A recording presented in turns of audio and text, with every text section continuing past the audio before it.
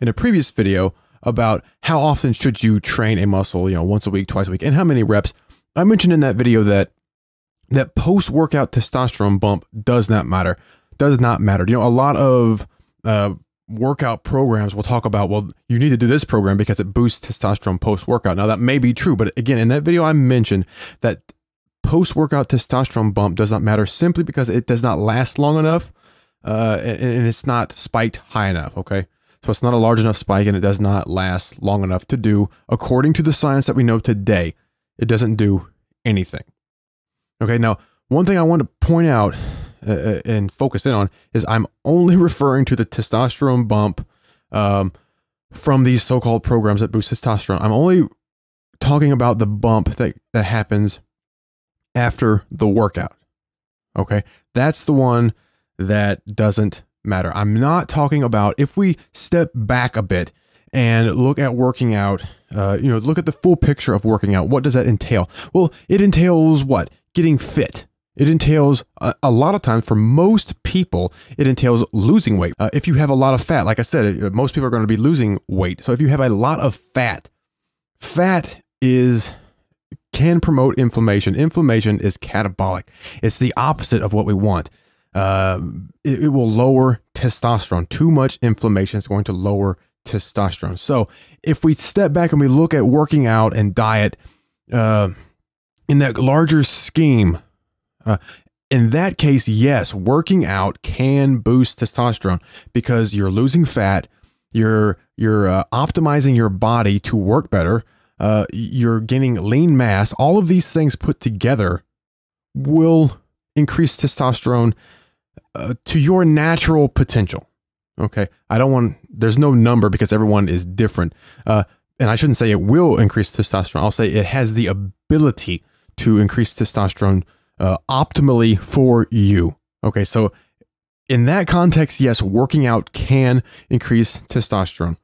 However, in the context of a lot of these workout programs, which is what I was referring to, a lot of people say you only do compound movements and only do heavy. As we saw in the last video, you can get the same exact results with lightweight.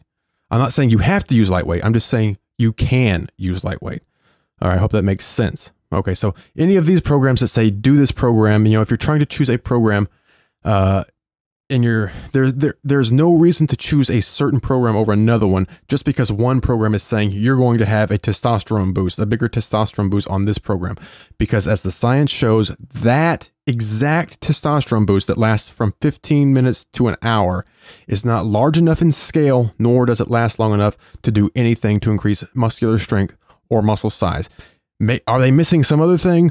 I guess it's possible. Will they find 10 years from now that testosterone boost is worth something? I mean, maybe. I can't tell you. I mean, that's the thing about science. You have to go by what you know today. And today, I would say, I'm not saying avoid any of those programs. I'm not saying those programs are bad. Those programs are just fine, as we saw in that last video.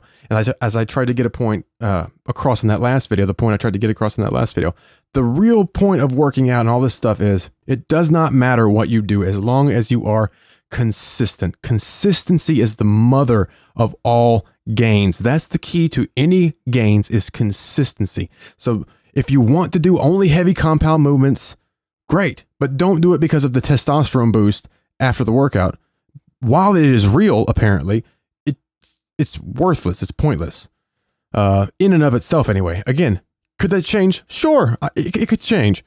With further research and further science. But as we know, as far as we know now, that's no reason to choose a workout plan, okay?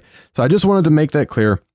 Anybody who was wondering and heard me say that little throwaway line in there that it's not worth anything, I just wanted to make it clear that yes, working out in general and the larger sense can, yes, of course, that can boost testosterone because it's making you more healthy. It's getting rid of fat.